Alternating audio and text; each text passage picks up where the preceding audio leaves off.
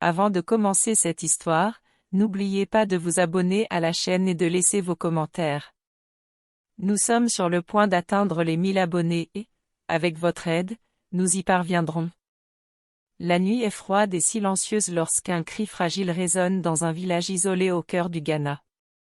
Dans la petite hutte de boue et de paille, une jeune femme, épuisée et faible, tient un bébé dans ses bras.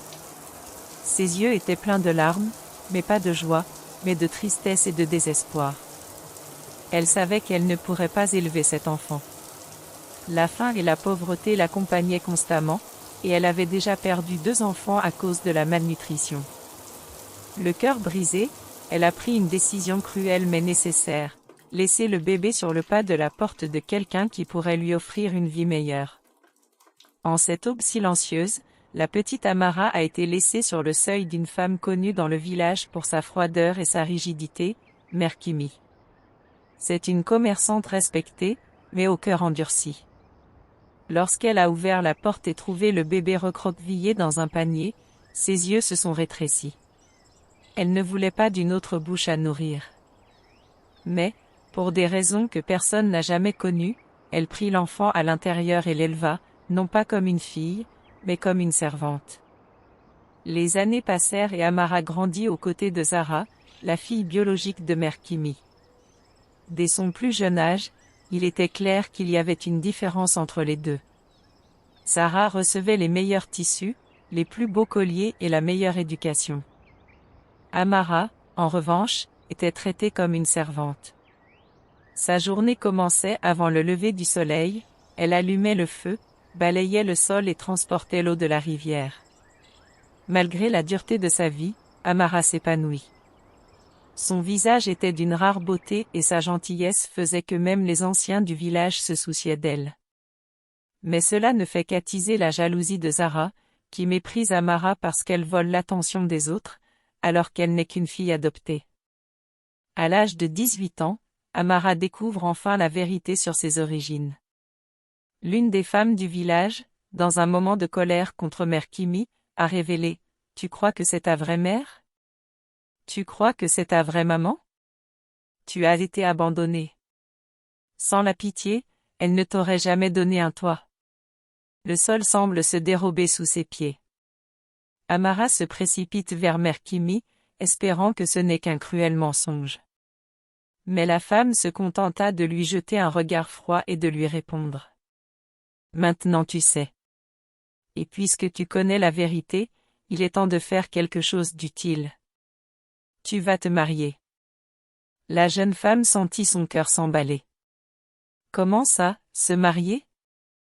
Avec qui? » Mère Kimi ne tarde pas à le révéler. Kofi, un jeune homme que tout le monde au village méprise parce qu'il est pauvre et qu'il vit simplement. Pour Mère Kimi, marier Amara à un homme sans avenir était le meilleur moyen de se débarrasser d'elle.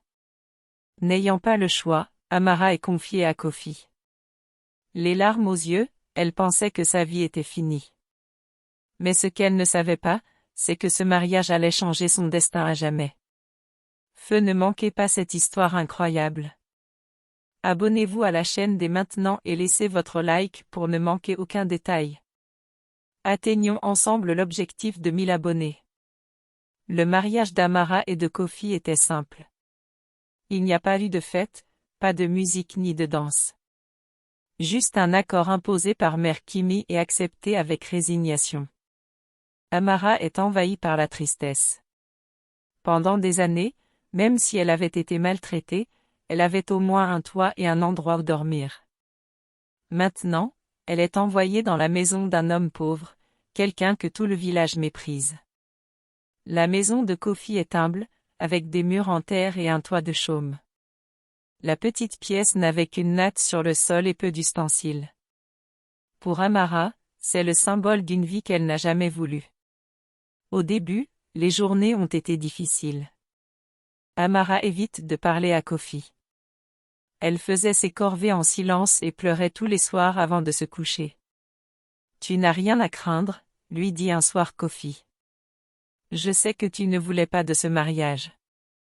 Mais je ne te ferai jamais de mal. » Elle n'a pas répondu.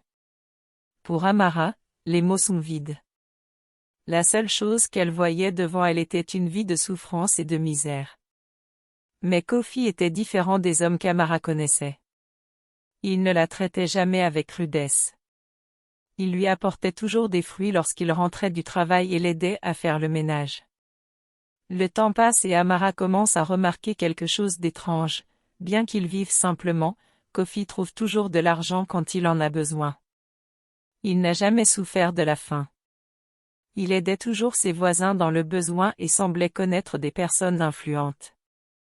Un jour, une femme très bien habillée est arrivée au village et s'est approchée de Kofi. Elle l'appelle « Monsieur », s'incline respectueusement et lui tend une enveloppe. Amara observe la scène, intriguée.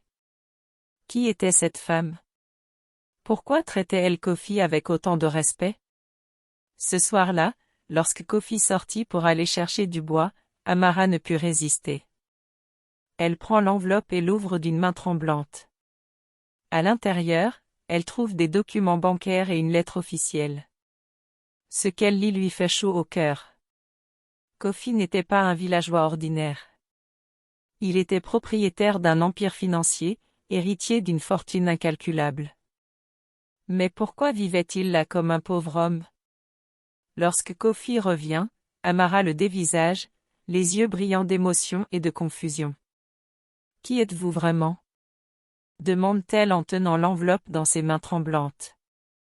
Kofi soupire, sachant qu'il ne peut plus cacher la vérité. Kofi regarde Amara dans les yeux, réalisant que le moment de vérité est arrivé. « Je n'ai jamais voulu te le cacher, mais j'avais besoin d'être sûr de qui tu étais avant de révéler ma véritable identité, » dit-il en prenant l'enveloppe des mains d'Amara. Amara sentit son cœur s'emballer. « Alors tout ça, tu n'as jamais été pauvre ?» Kofi soupira et s'assit à côté d'elle. « Mon nom complet est Kofi Mensah Badu. Mon père était l'un des hommes d'affaires les plus riches du Ghana, propriétaire de sociétés d'exportation d'or et de cacao. À sa mort, il m'a tout légué. Mais la richesse ne m'a pas apporté le bonheur. Les gens ne m'approchaient que par intérêt, même ma propre famille. Je voulais trouver quelque chose de vrai, alors je suis venu dans ce village. Je voulais vivre comme un homme ordinaire et découvrir ce qui compte vraiment. » Amara resta silencieuse, absorbant ces mots. « M'as-tu épousé par pitié ?» Kofi secoue la tête. « Non. Au début, j'ai accepté le mariage parce que je savais que tu étais aussi une victime de cette situation. Mais avec le temps, j'ai compris qui tu étais vraiment, une femme forte, gentille et pleine de vie. » Le cœur d'Amara était rempli d'émotions contradictoires. Une partie d'elle était encore blessée par la vie difficile qu'elle avait eue. Une autre partie se demandait si elle avait enfin trouvé quelqu'un qui l'appréciait vraiment. Mais la révélation de Kofi ne passe pas inaperçue dans le village. Le lendemain, des rumeurs ont commencé à circuler. Certaines personnes ont commencé à le traiter différemment. La nouvelle est également parvenue à Mère Kimi et à Zara. Lorsque Mère Kimi apprend que le « pauvre homme » à qui elle a confié Amara est en fait un milliardaire, elle est sous le choc. Paniquée, elle se rend chez eux avec Zara, qui veut à tout prix annuler le mariage. « Kofi, chérie, nous avons eu un gros malentendu. » dit maman Kimi en souriant faussement. « Amara n'a jamais été le bon choix pour toi. Mais Zara, ma fille de sang, a toujours été destinée à quelque chose de plus grand. » Zara, vêtue de ses plus beaux habits, tente de s'approcher. « Kofi, pourquoi ne m'épouses-tu pas? Tu m'as toujours plu. Je suis sûre que nous pouvons être heureux ensemble, » dit-elle en lui touchant le bras. Amara sentit une boule dans sa gorge. Malgré tout ce qu'elle avait subi, elle ressentait encore la peur d'être rejetée. Mais Kofi se lève, l'expression ferme. « Je ne suis pas un prix à échanger. Je choisis Amara. » Maman Kimi reste sans voix. Zara, furieuse, pousse un cri de frustration. Amara regarde Kofi, sentant pour la première fois de sa vie que quelqu'un l'a vraiment choisi, non pas comme un fardeau, mais comme une femme qui mérite amour et respect. Mais que se passera-t-il ensuite? Maintenant que tout le monde connaît la vérité sur Kofi, le passé d'Amara est-il enfin derrière elle? Ou bien de nouveaux défis se présenteront-ils? Après l'humiliation qu'elles ont subie devant tout le village, Mère Kimi et Zara sont parties en furie, mais Amara savait que ce ne serait pas la fin. Elle n'abandonnerait pas si facilement. Les jours suivants, la nouvelle de la véritable identité de Kofi se répandit comme une traînée de poudre dans la savane. Des gens qui l'avaient jusqu'alors ignoré tentèrent de l'approcher, lui offrant une amitié soudaine et des faveurs inattendues. Kofi, lui, reste l'homme simple et humble qu'il a toujours été. Mais la vie d'Amara change radicalement. Pour la première fois, elle sent qu'elle a de la valeur. Kofi l'a non seulement traitée comme une égale, mais il l'a aussi encouragée à grandir. Tu n'as plus à vivre dans l'ombre de qui que ce soit, Amara. Je veux que tu étudies, que tu voyages et que tu découvres le monde. L'argent ne doit pas être une prison, mais un outil pour réaliser tes rêves, dit-il en lui prenant les mains. C'était la première fois qu'on lui demandait quels étaient ses rêves. Amara décide d'accepter cette opportunité.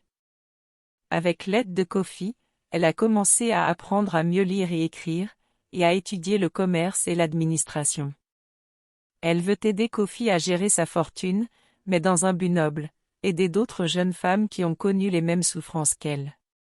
Mais la jalousie de Zara et l'amertume de Mère Kimi ne connaissent pas de limite.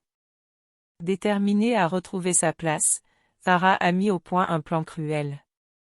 Sachant que Kofi fait confiance à sa femme, elle fait courir le bruit qu'Amara n'est intéressée que par l'argent et que dès qu'elle aura accès à la fortune, elle le quittera.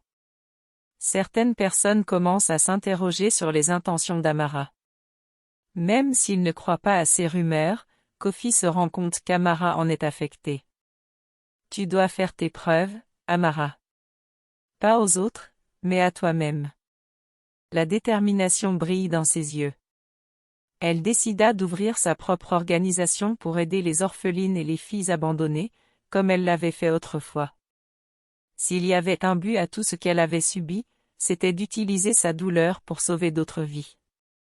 Le temps a passé et Amara est devenue une femme respectée, non pas en raison de la richesse de Kofi, mais grâce à l'impact qu'elle a eu sur la vie de tant de filles.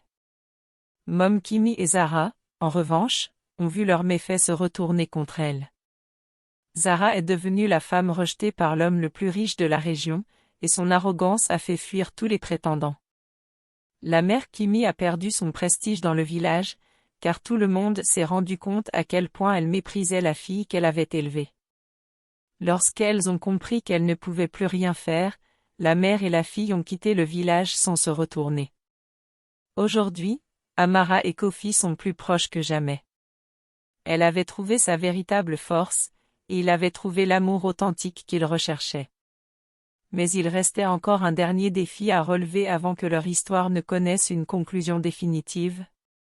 Le temps a passé et Amara a vu sa vie se transformer d'une manière qu'elle n'avait jamais imaginée.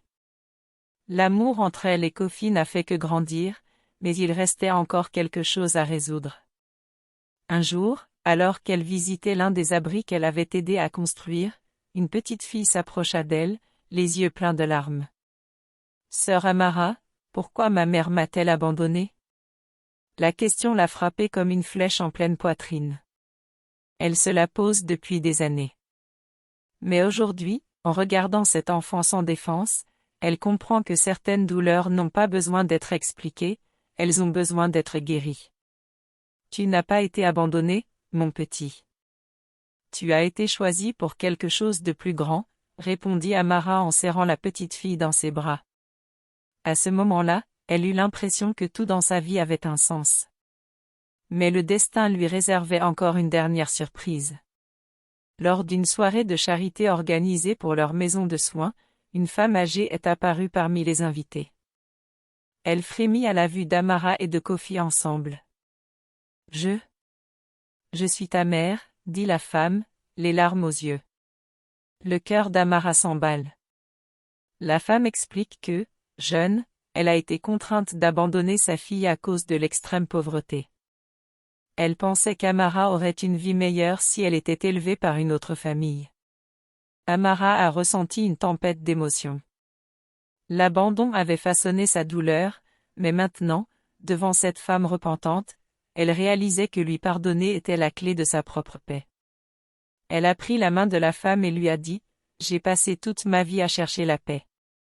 J'ai passé toute ma vie à chercher un foyer, et aujourd'hui, je me rends compte que mon foyer n'est pas dans un lieu ou une personne. Ma maison est dans ce que je choisis de construire. » Kofi a souri en voyant l'étincelle dans les yeux de sa femme. Elle avait gagné. Non seulement Amara était devenue une femme forte et indépendante, mais elle avait également créé un réseau de soutien pour les orphelines de toute la région. Son passé douloureux a servi à changer des vies. Kofi et Amara ont progressé ensemble, non pas par la richesse ou le destin, mais par choix. C'est ainsi que la jeune fille rejetée et sans espoir qui avait été contrainte à un mariage arrangé a finalement trouvé l'amour et la vie qu'elle avait toujours mérité.